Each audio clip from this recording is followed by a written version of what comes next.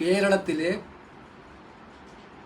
പിണറായി നയിക്കുന്ന സർക്കാരിനെതിരായിട്ടുള്ള അതിശക്തമായിട്ടുള്ള ജനവികാരത്തിൻ്റെ പ്രതിഫലനമാണ് നിലമ്പൂർ ഉപതെരഞ്ഞെടുപ്പ്. കഴിഞ്ഞ 4 തെരഞ്ഞെടുപ്പുകളിൽ നിങ്ങൾക്ക് എല്ലാവർക്കും അറിയാം, അത് നിലവിലുള്ള സ്റ്റാറ്റസ് കോ അനുസരിച്ചുള്ള വിജയമായിരുന്നുവെങ്കിലും ഭൂരിപക്ഷം വർദ്ധിപ്പിച്ചു. അവിടെയും UDF എല്ലായിടത്തും വോട്ട് വർദ്ധിപ്പിച്ചു. കഴിഞ്ഞ 4 ഉപതെരഞ്ഞെടുപ്പുകൾ നോക്കിയാലും അവിടെ എല്ലാം വോട്ട് വർദ്ധിപ്പിച്ചിട്ടുണ്ട് UDF. തോറ്റെടുത്ത് പോലും UDFൻ്റെ വോട്ട് വർദ്ധിച്ചിട്ടുണ്ട് ചേലക്കരയിൽ. ഇതാ ഇവിടെ LDFൻ്റെ ഒരു സിറ്റിംഗ് സീറ്റ് പിടിച്ചെടുത്തിരിക്കുകയാണ് UDF. ഇത് കൃത്യമായിട്ടുള്ള കേരളത്തിലെ ഇടതുപക്ഷ ജനാധിപത്യ പിണറായി സർക്കാരിൻ്റെ ദുർഭരണത്തിനെതിരായിട്ടുള്ള വിധിയെഴുത്ത് തന്നെയാണ്. എന്തൊക്കെയായിരുന്നു തിരഞ്ഞെടുപ്പിൽ ചർച്ചാ വിഷയമാക്കിയത്? ഞങ്ങൾ ഉയർത്തിക്കൊണ്ടുവന്ന കാര്യങ്ങളും അവർ ഉയർത്തിക്കൊണ്ടുവന്ന കാര്യങ്ങളുമുണ്ട്. ഇപ്പം ജനങ്ങൾ ആരോടൊപ്പാകുന്നത് കൃത്യമായി നമുക്കറിയുന്നതല്ലേ. അവിടെ ഉയർത്തിയ പ്രധാനപ്പെട്ട ജനകീയ വിഷയങ്ങളെല്ലാം ജനങ്ങൾ അംഗീകരിച്ചു എന്നുള്ളതാണ് എനിക്ക് മനസ്സിലാക്കാൻ സാധിക്കുക. ഈ സർക്കാരിൻ്റെ ദുർഭരണം അത് മുഖ്യമന്ത്രിയുടെ പ്രസംഗത്തിലൂടെ നടത്തിയ അവഹേളനമുണ്ട്. ദേശീയപാത അതോറിറ്റിയുടെ ഏറ്റവും വലിയ കൊള്ള, അതിനെ പരോക്ഷമായി ന്യായീകരിച്ചതിനുള്ള മറുപടി ഉണ്ട്. എന്തിനേറെ പറയുന്നു, ഏറ്റവും ഒടുവിൽ ക്ഷേമ പെൻഷനുകൾ തിരഞ്ഞെടുപ്പ് കാലത്ത് കൊടുക്കുന്നതിനായിട്ട് എന്തൊക്കെയായിരുന്നു അതിൻ്റെ പുകല്. ഇലക്ഷൻ ഡേറ്റിൽ പോലും സ്ഥാനാർത്ഥി പറഞ്ഞത് അതിനെതിരായിട്ടുള്ള വിധിയായിരിക്കും വരാൻ വേണ്ടി പോകുന്നതാണ് പറഞ്ഞത്.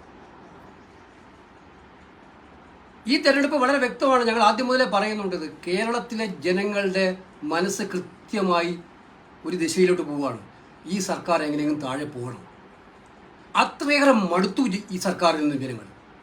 അതിനെതിരായിട്ടുള്ള ഏറ്റവും നല്ല വിധിയെഴുത്താണ് ഈ വിധിയെഴുത്ത് എന്ന് നമുക്ക് നിസ്സംശയം പറയാൻ കഴിയുന്ന ഒന്നാണ്.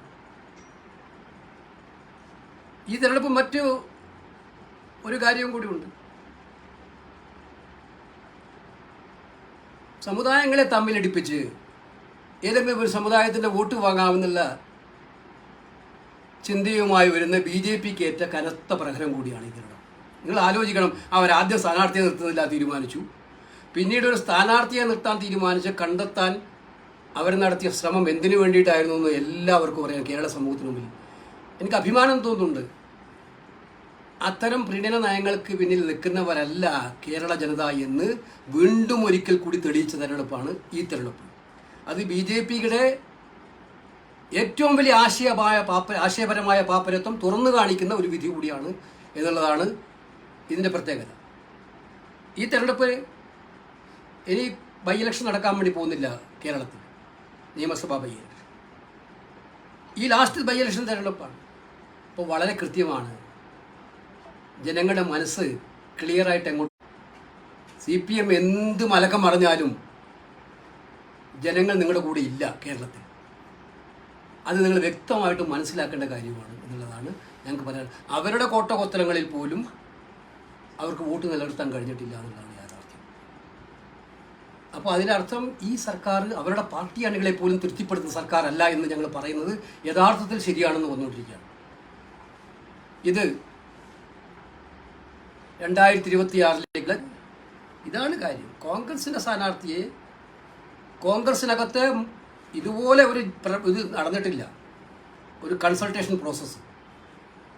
ഏകദേശം ഒരു 25-30 നേതാക്കന്മാരോട് സംസാരിച്ചിട്ട് അവരുടെ എല്ലാ അഭിപ്രായം ഏറ്റെടുത്തിട്ടാണ് ഈ സ്ഥാനാർത്ഥിയെ പ്രഖ്യാപിച്ചത്. അത് കേരളത്തിലെ കോൺഗ്രസ് നേതൃത്വം ഒറ്റക്കെട്ടായിട്ടൊരു സ്ഥാനാർത്ഥിയെ പറഞ്ഞു, ആ സ്ഥാനാർത്ഥിയെ ഹൈക്കമാൻഡ് പ്രഖ്യാപിച്ചു. ആ പ്രഖ്യാപിക്കുന്നതിന് മുമ്പ് തന്നെ UDF നേതൃത്വത്തിൻ്റെ ഡിസ്കസ് ചെയ്യുകയും ചെയ്തിട്ടുണ്ട്. അതാണ് അതിൻ്റെ കീഴ്വഴക്കങ്ങൾ ഉണ്ടാകാറുള്ളത്. നമ്മുടെ ഉപതെരഞ്ഞെടുപ്പുകളിൽ പ്രത്യേകിച്ച് ഉപതെരഞ്ഞെടുപ്പുകളാകുമ്പോൾ നമ്മൾ തീരുമാനിക്കും, പക്ഷേ അവരുമായിട്ട് ഡിസ്കസ് ചെയ്ത് കൺസൾട്ട് ചെയ്ത് അവരുടെയും കൂടെ ഒരു ഇതിലൂടെ പ്രഖ്യാപിക്കും. സംശയം എന്താ? ഞാൻ ഇന്നലെയും കൂടെ പറഞ്ഞതാണ്, കാര്യങ്ങൾ നോക്കാറുണ്ട്. സർക്കാരിനെതിരായ ജനമനസ്സാണ്. ഇന്നലെ തന്നെ അദ്ദേഹം മുൻകൂർ ജാമ്യം എടുത്തു. തോൽവി കൃത്യമായി കേരളത്തിലെ ജനങ്ങൾ ഇതെല്ലാം മനസ്സിലാക്കാൻ ശേഷിയുള്ളവരാണ്.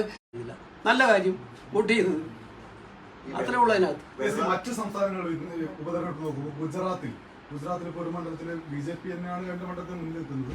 2ാം സ്ഥാനത്ത് ആം ആദ്മി പാർട്ടിയാണ്. അവർ സിറ്റിംഗ് സീറ്റാണ് അത്. അവരുടെ സിറ്റിംഗ് സീറ്റാണ് ആം ആദ്മി പാർട്ടി. തിരിച്ചുവരവിന് അല്ല, ഞങ്ങള് ഒരു സീറ്റിൽ ഞങ്ങൾ നന്നായിട്ട് പോരാടുന്നുണ്ട്, മത്സരിക്കുന്നുണ്ട്.